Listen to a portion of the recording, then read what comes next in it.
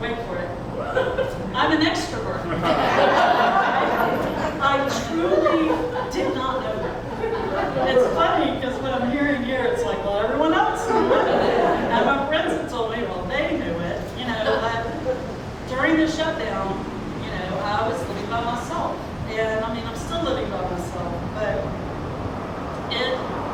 I would go out and walk to the neighborhood and like wave, you know, wave to people, social distance, wave. You know, it's really important to me because as an extrovert, I get the energy from other people. And so every little wave back, you know, would increase like solar panels. I was just sucking it in and storing it up when I was going to be by myself. And I'll tell you, y'all have filled the cells today, and this should carry me at least through Friday to happy hours. But one of the other things that's been going on of late has been sort of let's take a look around us and let's see what's going on in the world. Let's see what's going on in our lives, and let's see what systems may exist that are maybe out of balance and that need some reflection, need some examination. And so I thought about that upon leaving, and thought about how important, you know, working for the judicial, within the judicial system is, and you know, how there are inequalities, some inequalities that are built in, that maybe can be remedied, but some easier than others. And one of the things I started really thinking about was a potential imbalance that we have here in this district, that I'm hopeful that during this time of reflection that we may take some time to think about and examine. Because I feel like we've got a really solid fulcrum to our scales of justice, and that's the court system. And I think that our court system does an amazing job of balancing out and considering justice and all that entails, fairness. And the U.S. Attorney's Office over here, fully staffed, going, you know, gangbusters right now, no question about it. Prosecuting more cases than we've ever prosecuted before, and staffing up for more, and that's great. But I'm afraid that on this side, where we have the CJA system, which I think has been a good system that has served this district well for a long time, I think we're getting an imbalance. And I just think it's something worth thinking about and examining. And I know that if a change is going to be made, it's got to come from within the district. It's got to come from the attorneys who do criminal defense work, talking with the court about it. But I think it's important, and one of the reasons I think it's important right now, as opposed to 2 years ago, or 5 years ago, or 18 years ago when I started, was partly because of how many cases we're indicting right now. When I started in the office, I was actually cautioned against indicting too many cases. Like the middle management in Augusta was like, okay, wait a second, we don't want to create too high of an expectation from the court, too many cases. If you sure don't want to have 2 cases on the same trial calendar, you're never going to be able to get ready for that. And that was literally the messaging that I got back then. And that all transitioned over time, you know, with new AUSAs coming in who wanted trial experience, who wanted to get in the courtroom and were ready to roll up their sleeves and do the hard work. And that's what we've been doing ever since. And the CJA system has shifted over time, and I think it's shifted in a great direction. But now we are prosecuting hundreds and hundreds of defendants a year. And I just don't know. I don't have firsthand knowledge. But my guess is that there's an imbalance that's starting to happen in the CJA system. Now, the other reason I think that it would be important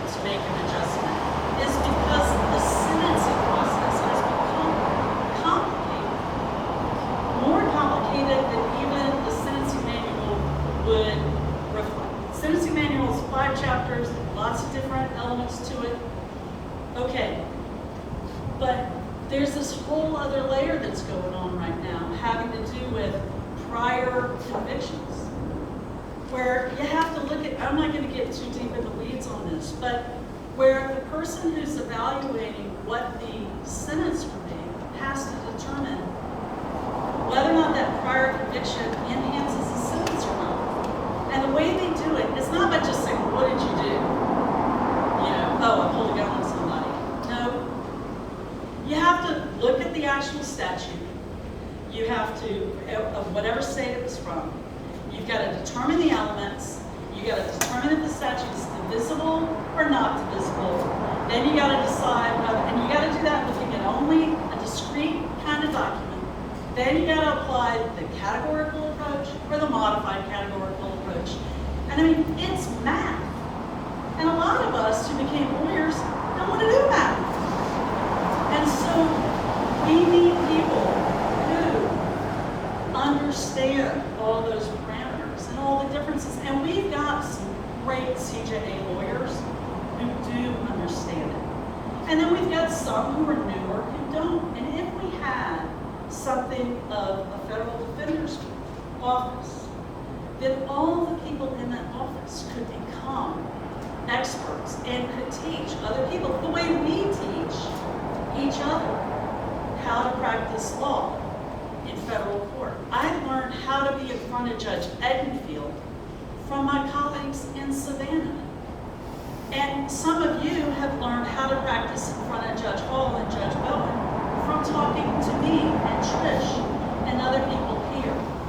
And that's the benefit of a staff office. There will still be CJA attorneys, but that's where we have an opportunity to try to balance it out. And I just think right now, it's an important thing to look at and to keep in mind that one of the benefits we have in the U.S. Attorney's Office is Department of Justice. They're sending us guidance. They're keeping an eye on what's going up to the Supreme Court. They're telling us how to adjust our indictments. But I don't know that the CJA lawyers are getting that, but federal defenders are. They're getting that. Yes, and I know that it's going to mean more work for U.S. attorneys, AUSAs, because there are going to be motions that are going to be filed that raise crazy issues. I remember Mike Label. Where are you, Mike? There you are. When I first started in the office, Mike got appointed to some case. He had worked for Judge Barfield, and he is a true believer. I mean, he does a great job as a CJA lawyer. And I remember he raised some issue on whether or not the interstate nexus prong of the felon in possession offense, was constitutional. And I was like, you've got to be kidding me. The 11th Circuit resolved this some time ago, but he was preserving the argument. And that's part of what the judicial system is about.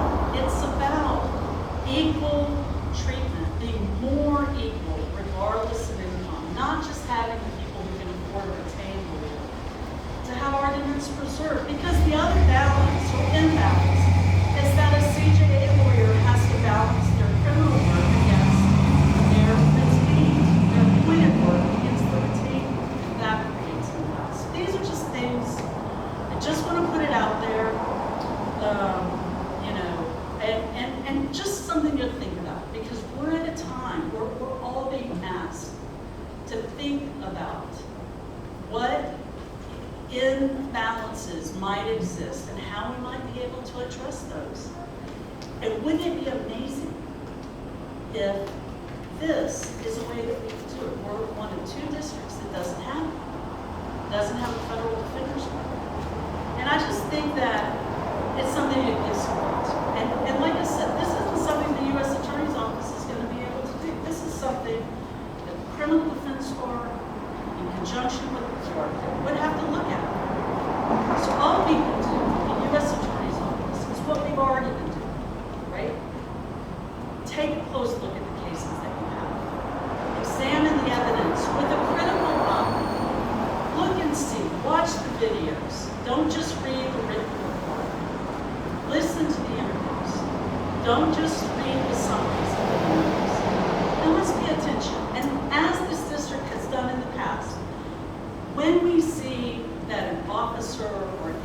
somebody has done something that really crosses the line, and the vast majority do everything right, and every law enforcement officer I've ever met tries to always get it right.